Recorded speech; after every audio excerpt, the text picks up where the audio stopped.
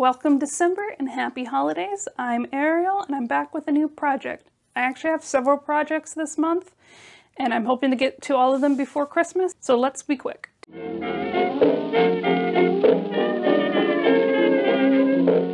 Today I am going to be making my holiday Christmas dress to go to all my holiday Christmas parties, assuming that I have holiday Christmas parties. The fabric that I am using is this delightful Santa-faced one. I really like this pattern. It looks very vintagey in my opinion, plus all of the snowflakes are glitter, so it's very sparkly, which I really like. And I think it'll look absolutely delightful in this printed pattern, 9187.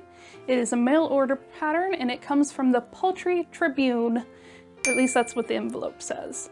I didn't know that there was a poultry magazine or that they sold vintage patterns from it. Well, I guess at the time it wasn't vintage, but you know what? I'm not gonna complain. I think it's adorable and I think it's gonna look super cute in that sparkly Santa fabric. For the notions, I'm actually gonna be adding metallic rickrack, probably around the skirt like I did with my Halloween skirt, because I thought that looked really cute. And because I can't help myself, I also got this really cute candy cane seam binding, which I'm going to bind all the interior seams with. I know no one's going to see it, but it's like a little delightful surprise for myself. And as far as the belt goes, I'm probably going to be making that out of the same material, although yes, it will look adorable in red or green velvet, so I might change it up.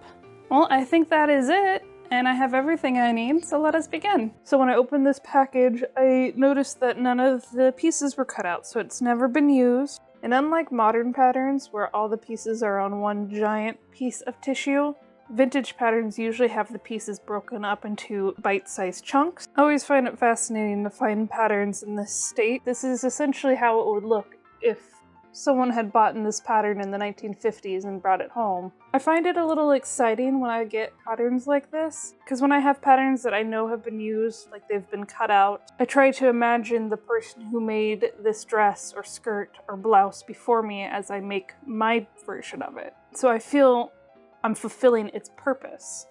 And it gives me this warm, fuzzy feeling whenever I come across this. So I thought I would just show you that interesting little tidbit. And of course I have to start the cutting by cutting out all the pieces. And I just start by cutting out the big chunks and then cutting them down. I don't cut them right to the edge. I usually leave about 1/4 of an inch, a couple of centimeters, just to preserve the integrity of the lines. And there's just something so meditative about cutting out patterns.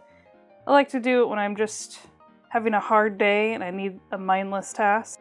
After cutting out the pieces, I decided to throw all caution to the wind and just carelessly mark out my bodice piece, assuming that I'm a master pattern drafter. And I am not, as I will very distressingly find out later on. So great. What was I thinking? Not much, apparently. But I mark out my pattern piece and I do my best to look like I know what I'm doing. And then I use that piece as a guide from my other pieces, which does work fine. I mean, I made something. And in case you're wondering, I do usually make mock-ups of things, but I've been a little more lax on making mock-ups because of deadlines. And here I am sizing up the skirt. I'm adding, I believe that's 1 inch to both sides. And that's not a precise measurement, that's just vibing it out. And then for the best part, sewing it all together, I start with the pleats that need to go in the back, and then I sew up the shoulder seams, and then I very carefully put the ruffle in the bust, and then I join the panel to the front. At least all my pieces match up somewhat. Not really. And then I sew up the armholes, because I'm going to need to finish off the edges before I sew them into the dress. And here I am very quickly testing out the metallic rickrack on the pockets that I forgot to cut out earlier, but then remembered and cut out later off camera. And then very quickly realizing that will not work in my machine and it all has to be hand sewn. Yay. Turns out this takes a while, and I'm not going to put as much rickrack on the dress as I thought I was going to, because this takes forever. And then I sew up the sides of the skirt, front panel to front panel, back panel to back panel, side to side, etc., etc. And then I pin the pocket to the front of the dress, and then I finish off the edges using that candy cane seam binding that I had gotten. It is so cute and I absolutely love it. Next, I sew the lining to the collar. Afterwards, I trim up the seam allowance, clipping around the curve so it folds in better. And then I do a very tight top stitch on the inside so it will lay flatter. And then I sew up along the side seams. And then I bind those seams with the cotton candy seam binding. And then I am doing the seam binding on the armholes. I take the exact same steps to doing the armhole lining and finishing off the armholes. And then I hand stitch the collar and the armhole lining down. And then I try it on. And I'm going to be really honest with you. It is super baggy and I can't imagine why. It might have to do with me just free grading up the pattern. Who's to say? However, it won't stop me from continuing on. And I pin the sleeves about an inch on both sides. And I think that helps a little bit at the very least. It is still very chunky. As far as the fit around the waist, I feel like it is fine. There is a lot of looseness in the back, but I do have to put in a zipper, so that might go away.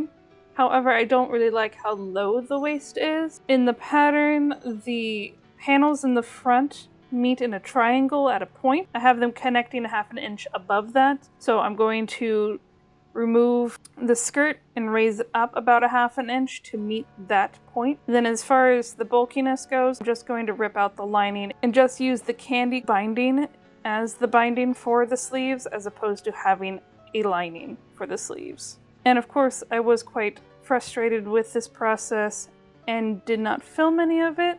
So we're just going to skip right along to the reveal. Hope you're not mad.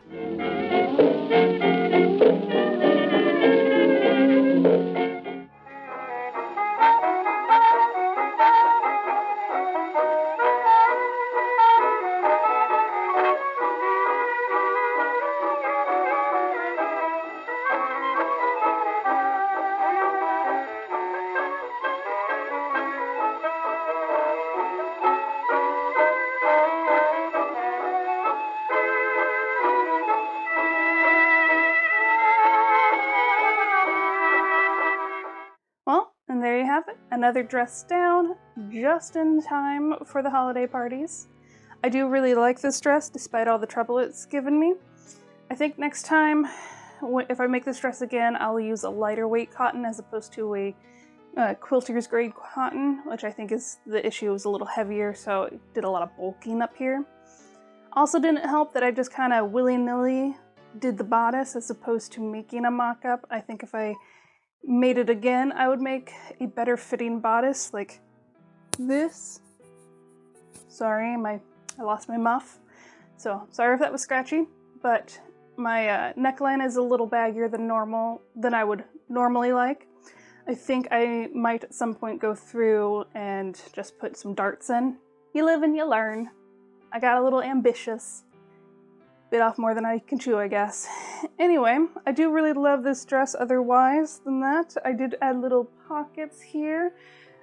Not big pockets, just enough to put my phone in. In the end though, I'm really excited about this dress. I really like how it came out. I like the style. I can't wait to make more of them, to be honest. I really like that pattern and I want to make them in different colors. But that's another project for another day. And until then, you have a great day. Bye.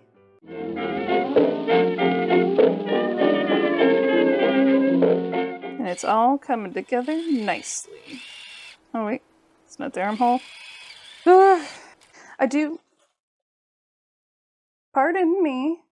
I'm trying to shoot a video here. No. Get out of the bags.